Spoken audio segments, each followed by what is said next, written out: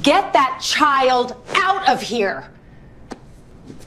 This is a $200 million meeting, not a daycare for the cleaning lady's kid. Please, he's just bringing my lunch. I don't care. He stinks like the back kitchen. You people always drag your problems into places you don't belong. A black maid, eyes down, pulling her son toward the service door while a room full of executives watched and said nothing. But the boy didn't move. He looked past the woman screaming at his mother, past the security guard walking toward him, straight into the eyes of the CEO sitting at the head of the table. And he yelled it loud enough for every person in that room to hear. Your translator is lying. What that boy did next cost one man his career, saved $31 million, and left a CEO white as a ghost. 48 hours earlier. Diane Turner pushed a cleaning cart down the 12th floor hallway of the Harrington Grand. 6 straight double shift, morning rooms, evening offices.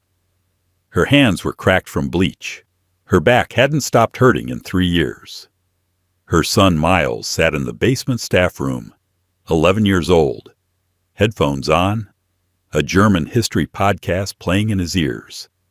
On his lap, a beat-up German-English dictionary held together with a rubber band. Summer break. No school, no babysitter, no choice. The hotel was the only place he could go. Around noon, Diane got sent to clean the banquet hall on the 3rd floor. Miles helped her push the cart. As they passed through the hallway, he heard voices drifting through a door left slightly open. German first, then English. Someone was translating. Miles stopped walking, not because he was curious, because the English didn't match the German. The German voice, a man named Richter, said clearly, "We require an independent audit before confirming the profit-sharing ratio." The translator told the American CEO, "They're fine with the profit-sharing ratio as proposed." Miles blinked. That wasn't even close. Then it went the other way. The CEO said, "We'd like to keep the audit clause flexible." The translator told Richter in German, "He agrees completely with your independent audit requirement." Also wrong. Completely wrong. The translator wasn't making mistakes. He was reshaping every sentence in both directions. The Americans heard what they wanted to hear. The Germans heard what they wanted to hear. And neither side could check, because neither side spoke the other's language. Miles's chest tightened. He wanted to say something, but his mother called him from down the hall. He grabbed the cart handle and kept walking. That night, in the dim light of their apartment, Miles opened his dictionary. He flipped to a blank page in the back. With a pencil, he drew 2 columns. On the left, what Richter actually said. On the right, what the translator told the CEO line after line. Every sentence he could remember. He closed the book, wrapped the rubber band back around it, and stared at the ceiling. He was 11, and he had no idea what to do with what he knew. Next morning, staff break room, basement level, fluorescent lights buzzing overhead, steam fogging the window from the dishwasher next door, the smell of burnt coffee sitting too long in a cheap pot. Miles sat in the corner, headphones on, dictionary on his lap, invisible, the way staff kids always are. The sous chef, a French guy named Olivier, walked in, phone pressed to his ear, arguing with a supplier. His voice was getting louder. Something about an invoice, wrong dates, wrong numbers. The conversation was entirely in French, and it was going nowhere fast. Miles didn't look up. He just said "Bing" in perfect Parisian French. "Tell him to check line 3. The shipping date says the 4th. It should be the 14th. Olivier stopped mid-sentence, stared at the boy like he'd just watched a dog speak English. He asked Miles a question in French. Miles answered. Fluent, no hesitation, no accent anyone could place. Olivier switched to Creole. Miles followed. Now other staff started paying attention. A Portuguese dishwasher came in. Someone called her over. "Say something to the kid." She asked Miles where he learned Portuguese. He answered her in Portuguese and told her his favorite word was saudade because there was no English equivalent. She covered her mouth. An Italian security guard leaned in from the doorway. "Tried Italian." Miles responded without blinking. A Spanish waitress. Same thing. 5 languages. Back to back. No pause. No effort. Like breathing. "How many languages do you speak?" someone asked. Miles shrugged. 7. Still working on Latin. He said it the way a kid would say he was still working on a puzzle. No pride, no performance, just a fact. The kitchen staff gathered around him now, a dozen people, staring, some laughing in disbelief, some shaking their heads. The dishwasher crossed herself. But here's the thing. None of them mattered, not in the way the world matters. They were cooks, cleaners, porters, guards, the invisible people, and the boy sitting in front of them, performing a miracle no one asked for. He was invisible too. One floor above them, men in $3,000 suits were deciding the future of a $200 million deal. And not a single one of them knew that the most gifted linguist in the entire building was sitting in the basement eating a granola bar. Miles didn't care about the attention. He waited for the crowd to thin out. Then he sat next to Olivier, who was still staring at him like he was some kind of alien. "Can I ask you something?" Miles said. "Anything. If you knew someone was lying, like really lying, about something big, but nobody would believe you because of who you are, would you still say something?" Olivier looked at him for a long time. "If the truth matters, yes, say it, even if they laugh, even if they don't believe you. Say it anyway." Miles nodded slowly.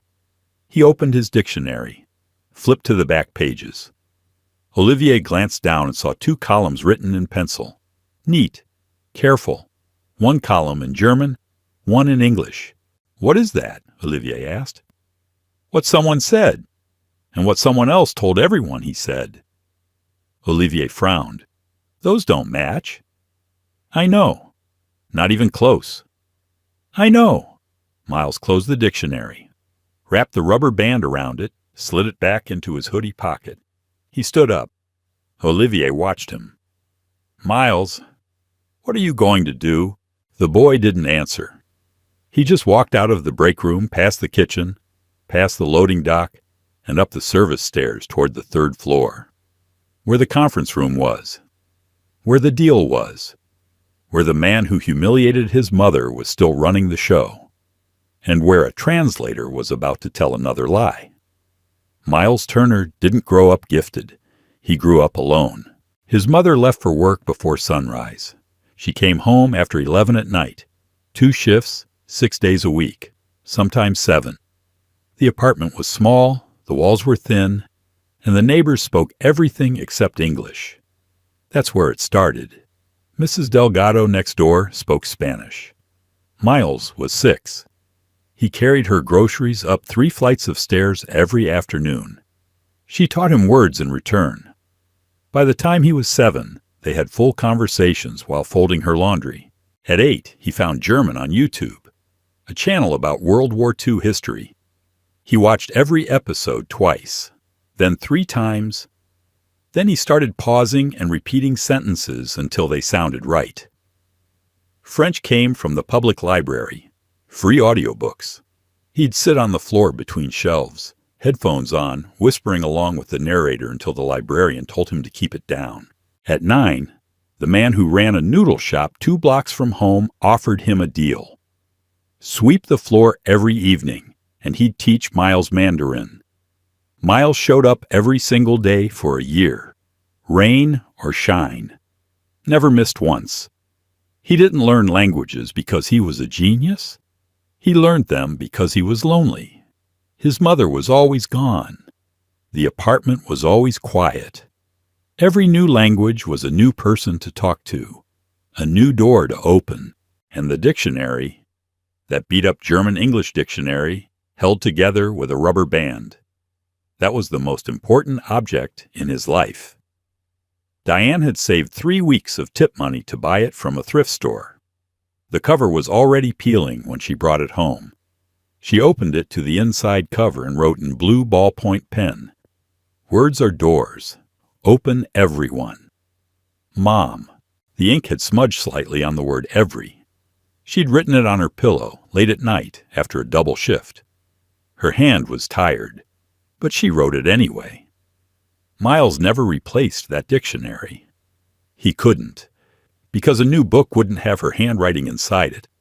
And his mother, she had no idea how far those doors had already taken him. She'd never once heard her son speak German. That afternoon, 3rd floor, the formal negotiation session, Miles was only there because his mother forgot her lunch. Diane had left the plastic container in the staff locker. Miles grabbed it and headed upstairs. Simple errand. Drop it off. Go back to the basement. Stay invisible. But the 3rd floor wasn't the basement. The hallway smelled different up here. Polished wood, leather, fresh flowers on every side table. The carpet was so thick his sneakers didn't make a sound. And then he passed the conference room, floor-to-ceiling glass walls. He could see everything inside. 2 delegations facing each other across a long, dark table. Laptops, leather briefcases, Mont Blanc pens, water glasses that probably cost more than his shoes. Gregory Ashford sat in the middle, translating, smooth, confident, every word landing like silk. Miles stopped. He didn't mean to. His feet just wouldn't move. Because it was happening again. Through the gap in the door, he could hear both sides clearly. Richter's German, Gregory's English. And the distance between them was a canyon. Richter spoke firmly. His tone was serious. Even someone who didn't understand German would know. This man was pushing back. Hard. But Gregory turned to the CEO with a relaxed smile and said, "Herr Richter confirms he's comfortable with the liability terms as written." Miles felt his stomach drop. Richter had just said the exact opposite. He'd said the terms were too one-sided. He'd said he wouldn't sign unless they were revised. And it didn't stop there. Gregory turned back to Richter and translated the CEO's response. But again, wrong. He softened, adjusted, bent every sentence until both sides were nodding at things they never actually agreed to. The Americans smiled. The Germans smiled. And nobody in that room knew they were smiling about completely different deals. Miles pressed his back against the hallway wall. His heart was hammering. He was 11 years old. He was black. He was wearing a hoodie and holding a plastic lunchbox. His mother cleaned rooms in this building for less than some of these men spent on lunch. If he walked in there, Gregory would laugh. The hotel manager would call security. His mother would get fired. And no one, not a single person at that table, would believe a word he said.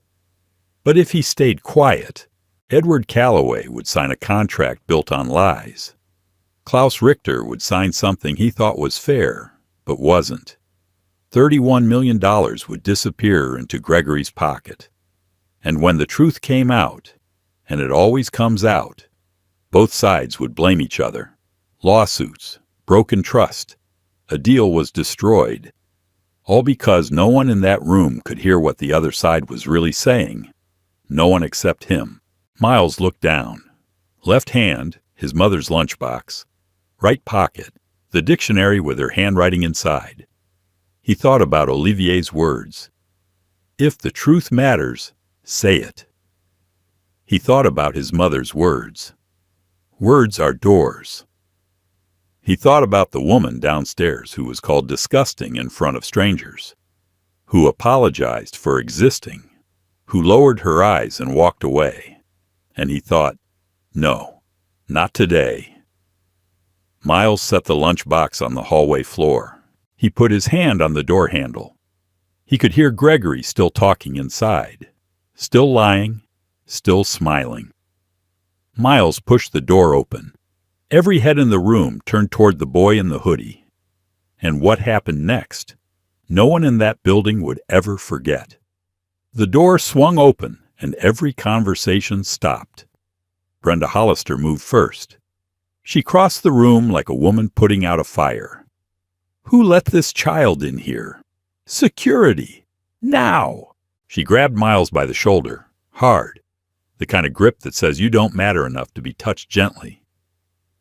"This is the cleaning woman's boy. I am so sorry. I'll have him removed immediately." Gregory leaned back in his chair and smirked. "Well, that's what happens when you let the help bring their kids to work. Someone get the boy a mop. Maybe he can make himself useful." A few people chuckled. Nathan Calloway, the CEO's son, VP of the company, didn't even look up from his phone. "Get him out. This is embarrassing." Miles stood there, an 11-year-old black boy in a hoodie, surrounded by suits, being talked about like he was furniture that wandered into the wrong room. But he didn't leave. He shook off Brenda's hand, took one step forward, and looked directly at Edward Calloway. Not at Gregory, not at Nathan, not at the woman still reaching for his arm, at the man in charge. And he said it, loud, clear, no stutter, no hesitation. "Your translator's lying." The room went dead. Gregory's smirk vanished. He stood up slowly. "Excuse me?" Miles didn't look at him. He turned to the German delegation and spoke, in fluent, precise German, directly to Klaus Richter. The words came out calm, steady, like a boy who had practiced this language in the dark of his bedroom 1,000 nights in a row. Every German executive at that table froze. Then Miles turned back to Calloway and spoke in English. "Sir, Herr Richter just told you the liability terms are too one-sided. He said he won't sign unless they're revised. But your translator told you Richter was comfortable with everything. He wasn't done. And when you said you wanted to keep the audit clause flexible, your translator told Herr Richter you agreed completely with an independent audit. That's not what you said either." Miles pointed at Gregory. "He's been changing every sentence, both directions. The Germans don't hear what you say. You don't hear what they say. Nobody in this room has been talking to each other. You've all been talking to him." Dead silence. Richter leaned forward. He spoke in German, short, sharp, cold. Then he looked at Calloway and said in broken English the only words he knew well enough to say himself. "The boy is correct." Gregory slammed his hand on the table. "This is insane. You're going to trust a cleaning lady's kid? A child in a hoodie? Over a certified translator with 15 years of experience?" Edward Calloway didn't answer Gregory. He was staring at Miles, then at Richter, then back at Miles. And then his face changed. It went white, completely white. Not from anger, not from embarrassment, from the realization that for 8 years, every deal, every meeting, every contract Gregory had translated, Edward had no way of knowing what was real and what was invented. And he had been about to sign a $200 million agreement that both sides understood completely differently. Because of one man standing in the middle, Miles reached into his hoodie pocket, pulled out the dictionary, opened it to the back pages, 2 columns in pencil, German on the left, English on the right. "I wrote it down," he said quietly.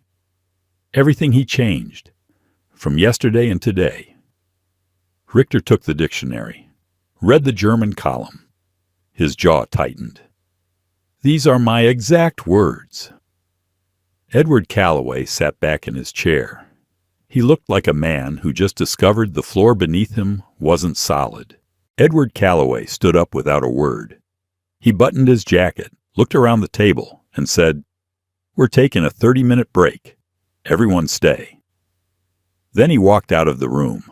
Miles followed, not because anyone asked him to, because Calloway looked over his shoulder and said, "You, come with me."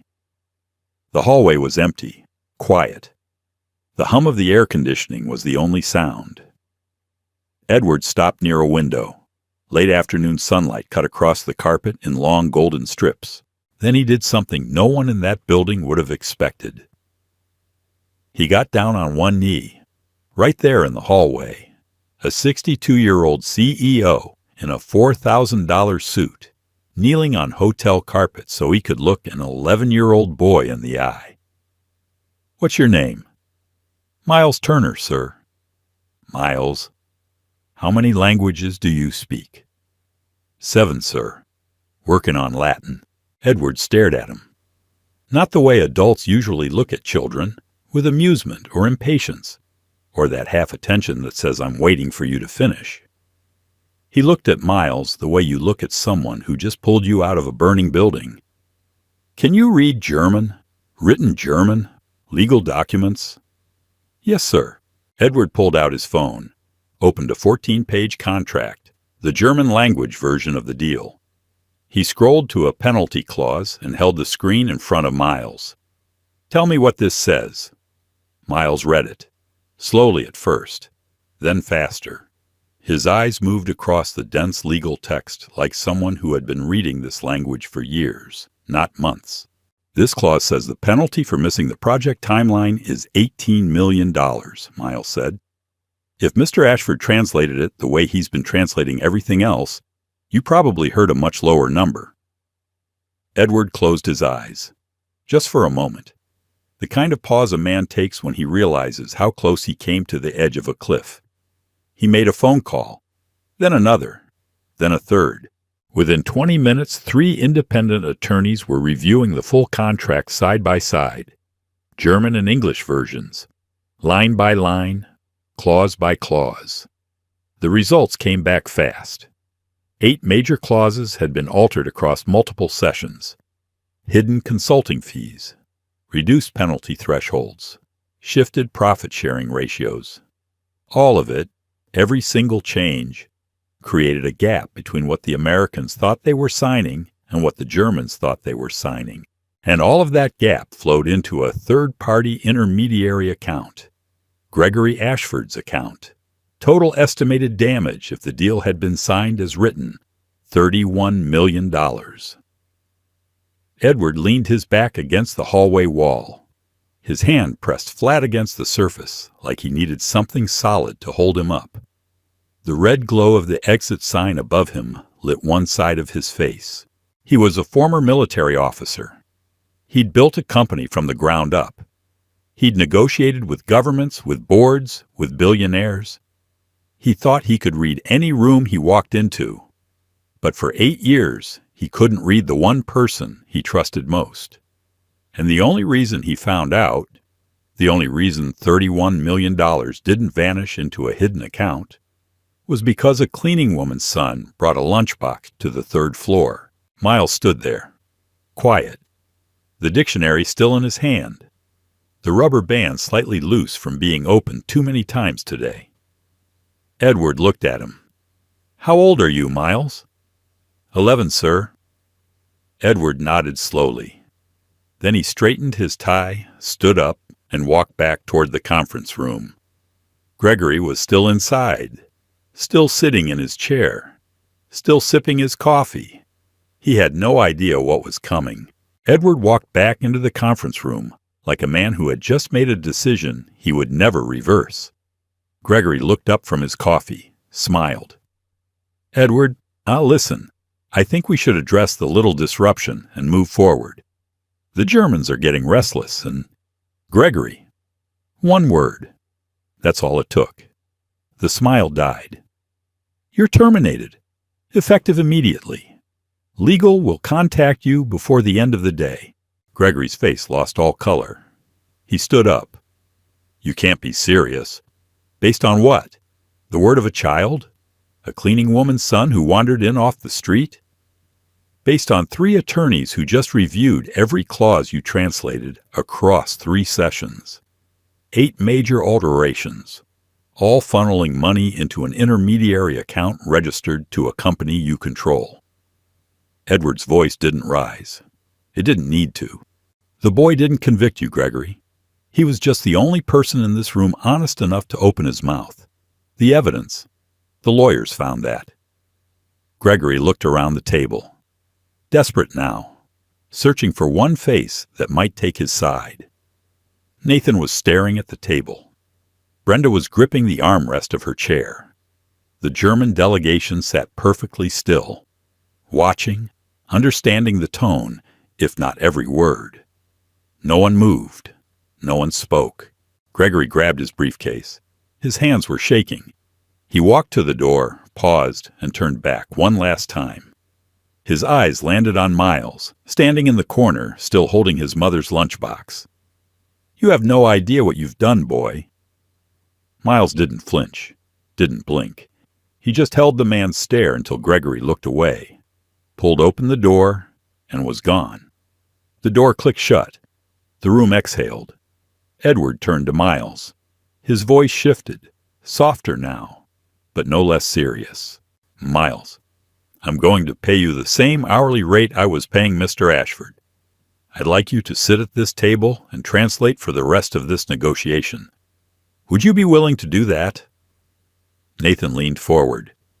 "Dad, you can't seriously—" "Nathan." Edward didn't look at his son. "This boy just saved this company $31 million. He sits at this table." Nathan closed his mouth, sat back, said nothing. Richter stood. He pushed his chair back slowly, walked around the table, and stopped in front of Miles. A tall, broad man standing over a small boy in a hoodie. He extended his hand. Miles took it. Richter's palm swallowed his completely. Richter spoke in German, slow, deliberate. His voice carried the weight of a man who meant every syllable. The meaning was clear even to those who didn't understand the words. Respect. Deep, unmistakable respect. Miles nodded.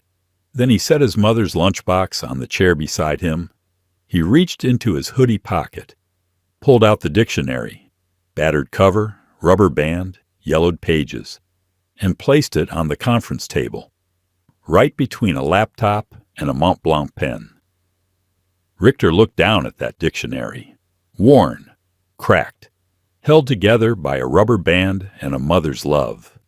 He said nothing, but his eyes softened in a way that boardrooms rarely see.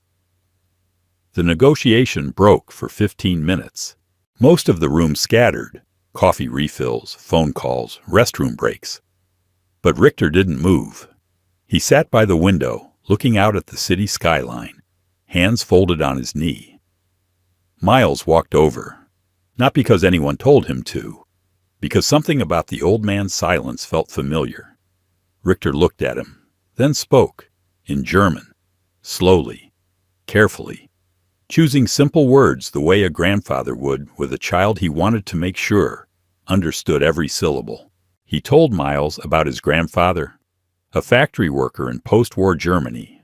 No education, no connections, no money. Just a man with grease under his fingernails and a radio on his nightstand. Every night he would lie awake and listen to Allied broadcasts, American soldiers talking, laughing, giving orders. And word by word, sentence by sentence, he taught himself English from the voices of strangers. He built Richter Werke from nothing, from a single rented room and a second-hand typewriter. Richter paused. Then he said something Miles would carry for the rest of his life. "People like us. No one gives us a stage. We build it from what others throw away." Miles opened his dictionary, turned to the inside cover, showed Richter the handwriting in blue ballpoint pen. "Words are doors. Open everyone. Mom." Richter read it. He didn't speak for a long time.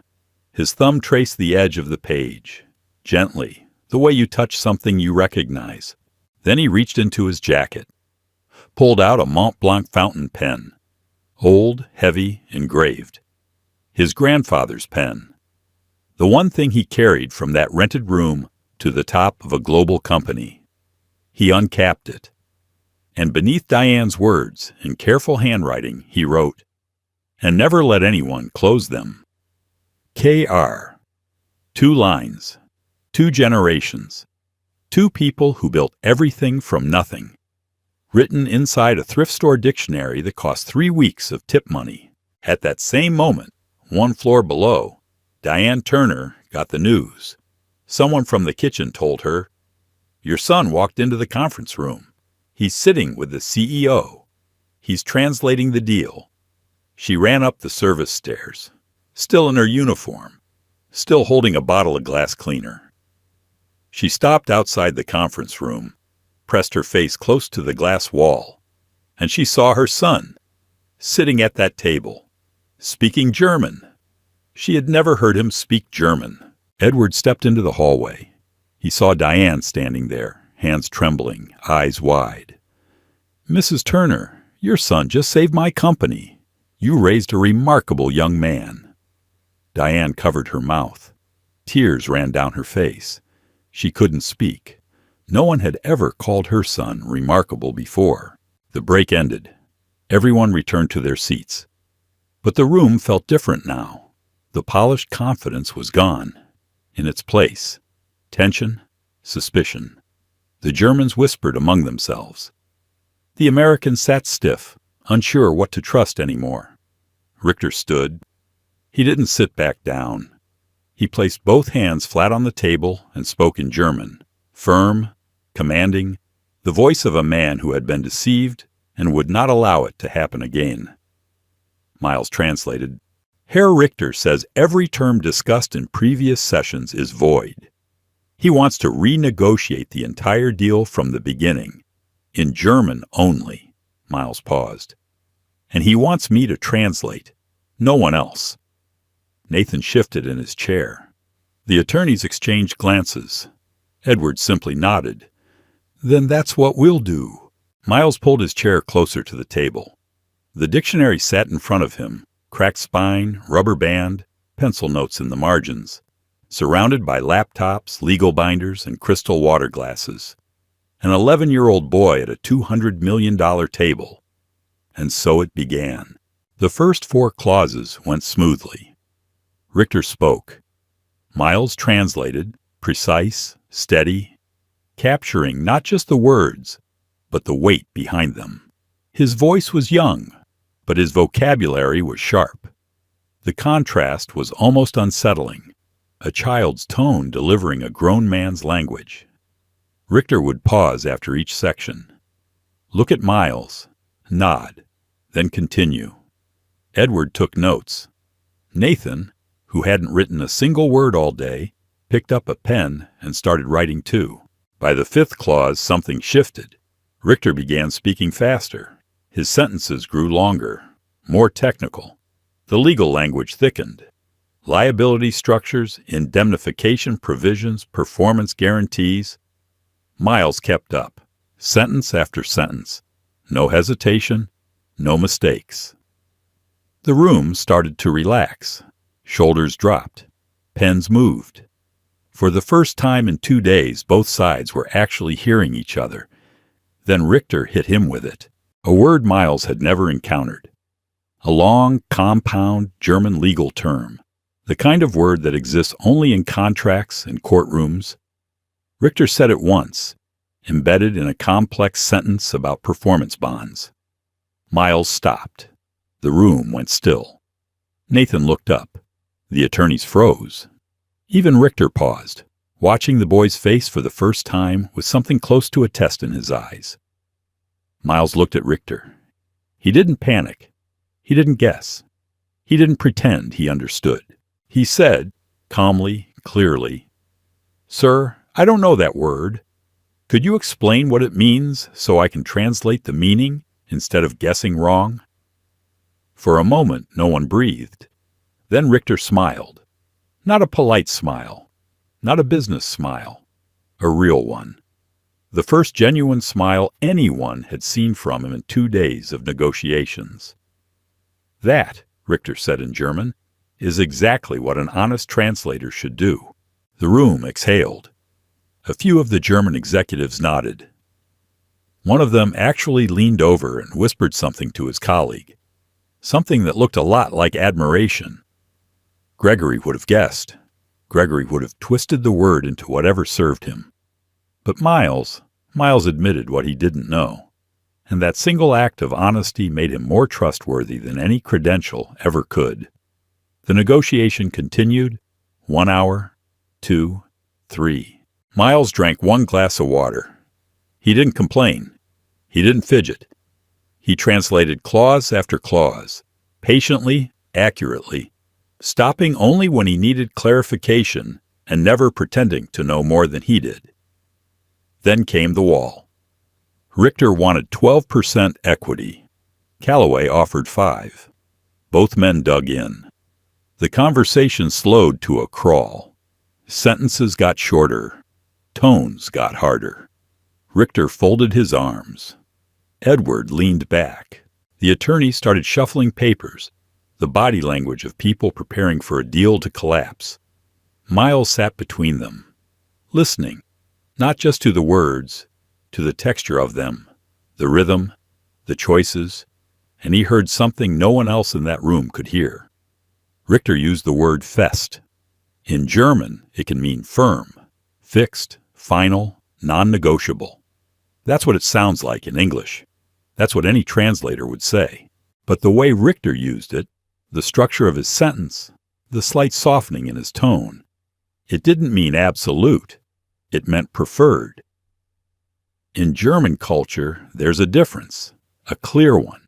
And Miles, a boy who learned this language from YouTube documentaries and a thrift store dictionary, caught it.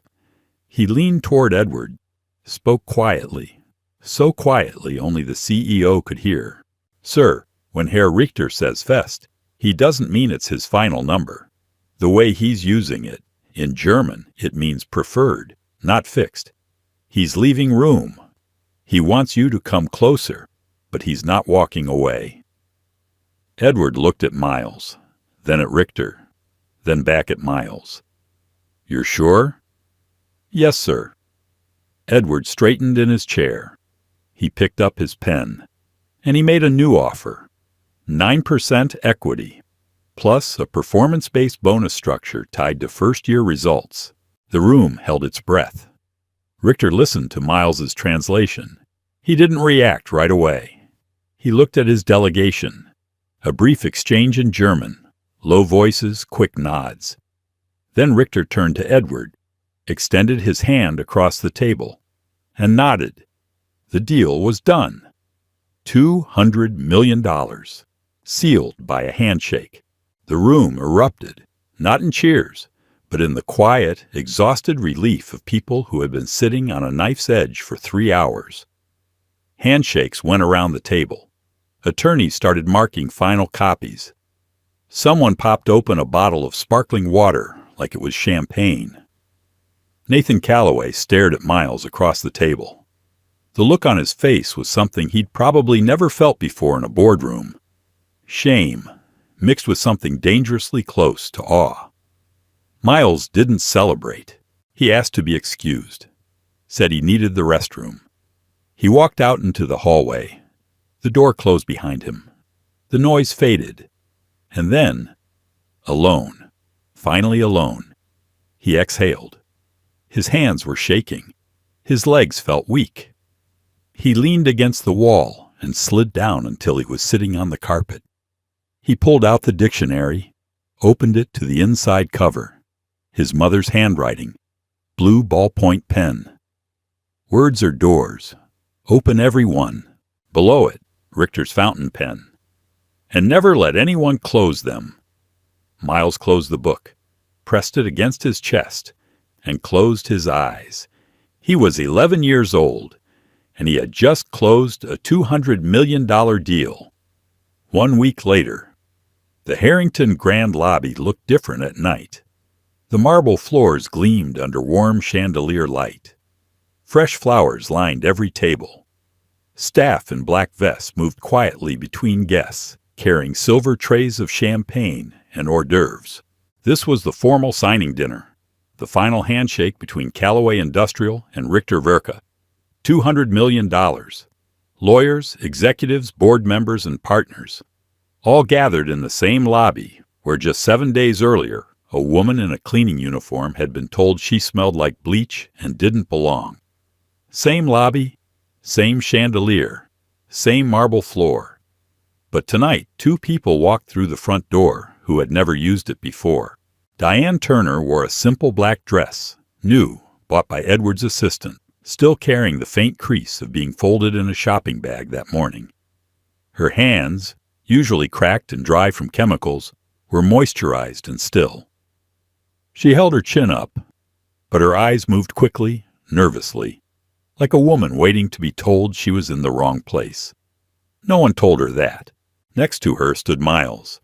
His first suit, dark navy, white shirt, no tie, because neither of them knew how to tie one, and neither of them asked for help. His shoes were new too, but he walked the way he always walked, quiet, steady, watching everything. In the inside pocket of his jacket, right against his chest, the dictionary, worn cover, rubber band, 2 handwritten lines on the inside. He brought it the way a soldier brings a medal, not to show, to remember. Brenda Hollister stood behind the reception desk. She saw them walk in. Her face didn't move, not a smile, not a frown, just the blank expression of a woman who understood that the ground beneath her had shifted and there was nothing she could do about it. She said nothing. The room was already full when Edward Calloway stepped up to a small podium near the head table. He didn't use notes. He didn't need them. 1 week ago, he began, a boy walked into a conference room in this hotel. He wasn't on the guest list. He didn't have a badge or a title or a law degree. He was wearing a hoodie and carrying a plastic lunchbox.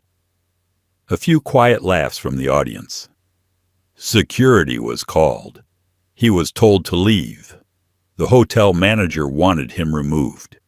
My own son, my VP, called it embarrassing. Nathan, sitting in the second row, lowered his eyes.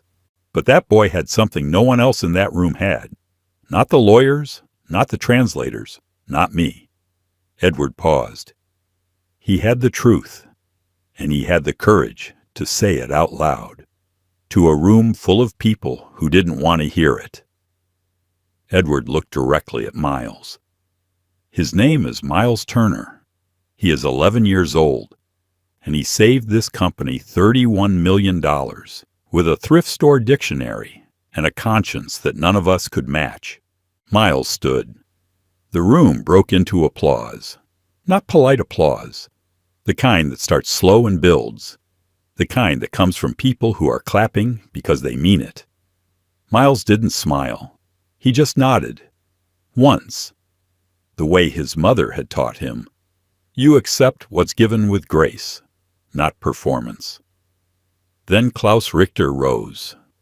He walked to the podium with the slow, deliberate steps of a man about to say something he had been thinking about for 7 days.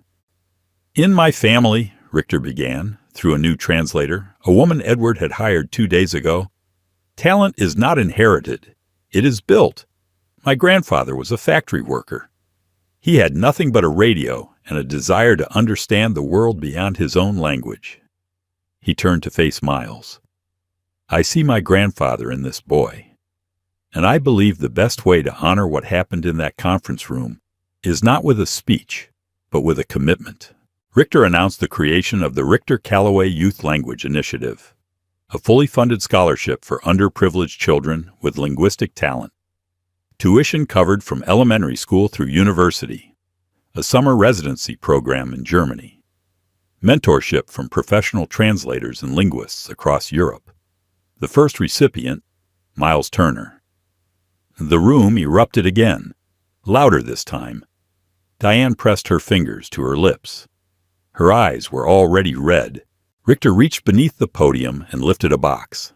Inside, a brand new German-English dictionary. Leather-bound, gold-embossed lettering on the front. On the cover, engraved in clean serif type. For the boy who proved the words are doors.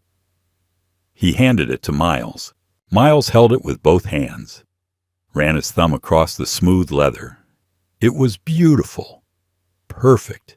The kind of book he had dreamed about owning in the library when he was 8 years old, sitting on the floor between shelves, whispering along with French audiobooks. Then he reached into his jacket pocket and pulled out the old one. Battered, peeling. Rubber band stretched thin. Pages yellowed and soft from being turned 1,000 times. He set it on the table, right next to the new one. He kept both. Richter looked down at those two dictionaries sitting side by side. One worth $100. One worth 3 weeks of a cleaning woman's tips. And he understood, completely instantly, which one mattered more. He nodded, said nothing, because nothing needed to be said. Edward returned to the podium one last time. I want to introduce one more person tonight. She's not a CEO. She's not on any board. She works in this hotel, and she has worked here longer than most of us have known it existed. He extended his hand toward the second row. This is Diane Turner. She raised this boy alone, 2 shifts a day, 6 days a week. If you want to understand where talent comes from, it comes from sacrifice you never see. Diane stood, slowly. Her hands were shaking. The entire room rose with her. A standing ovation for a cleaning woman. In the lobby of the hotel where she scrubbed floors, she covered her face. And for the first time, in longer than she could remember, she cried. Not because she was tired, not because she was hurt, but because someone finally saw her. After the dinner, Nathan Calloway found Diane near the coat check. He stood in front of her, hands in his pockets, jaw tight, the look of a man forcing himself to do something that didn't come naturally. Mrs. Turner, I owe you and your son an apology. I was wrong. Diane looked at him, steady, calm, the same quiet dignity she carried when she was being screamed at in this very lobby a week ago. You weren't wrong to doubt, she said. You were wrong about who to doubt. Nathan nodded. He had no answer for that. Because she was right. Near the back of the room, Brenda Hollister stood alone. She watched Miles walk past with his mother. As he passed, she spoke, quietly, almost to herself. That boy, he translates well. Miles heard her. He glanced over, gave her a small nod, then kept walking. He didn't need her approval. He had already received it from the people who mattered. Miles Turner entered the Richter Calloway language program the following fall. Within 2 years, he was fluent in 9 languages, not 7, 9. He picked up Japanese from an exchange student at his new school, and Arabic from a neighbor who moved into the apartment downstairs, a retired professor who traded lessons for help carrying groceries up the stairs. Some things never change, but some things did. Miles started a free tutoring group in his neighborhood every Saturday afternoon. He held it in Mrs. Delgado's kitchen, the same kitchen where he had learned his first Spanish words at 6 years old, carrying grocery bags up 3 flights of stairs. Now the kitchen was full of children, black kids, brown kids, white kids, immigrant kids who had just arrived and didn't speak a word of English, kids whose parents worked double shifts just like Diane. Miles taught them the way he had learned, not from textbooks, but from people, from listening, from trying, from getting it wrong and trying again. He never charged a cent. Diane Turner was offered a promotion, shift supervisor at the Harrington Grand. She accepted, on one condition, weekends off, so she could be home with Miles on Saturdays. For the first time in 11 years, she had 2 days a week where she wasn't someone's employee. She was just his mother. Gregory Ashford was charged with fraud and embezzlement 4 months after the deal was signed. The intermediary account was frozen. The funds were recovered. His translator's license was permanently revoked. He never worked in the industry again. Brenda Hollister kept her job. She was never formally disciplined for what she said that day in the lobby. But something changed in her. She stopped chasing people out of the lobby. She stopped commenting on how staff members looked or smelled. Whether it was guilt or shame or simply the fear of being next, no one could say for sure. But the hallways got a little quieter after that, a little kinder. Nathan Calloway became one of the first personal donors to the Richter Calloway Youth Language Initiative. He never talked about it publicly. He never put it on his LinkedIn. He just wrote the check every year without being asked. Some apologies aren't spoken. They're funded. And Edward Calloway, the man whose face went white in a conference room, made one change to his company policy that no one expected.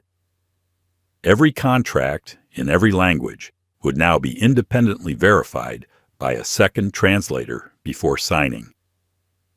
He called it the Turner Protocol. He never explained the name. He didn't need to. The next time you walk past someone in a uniform, a cleaner, a server, a driver, a security guard, look at the child standing next to them.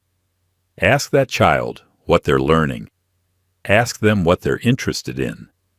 Ask them what language they're studying, what book they're reading, what dream they're carrying in their pocket.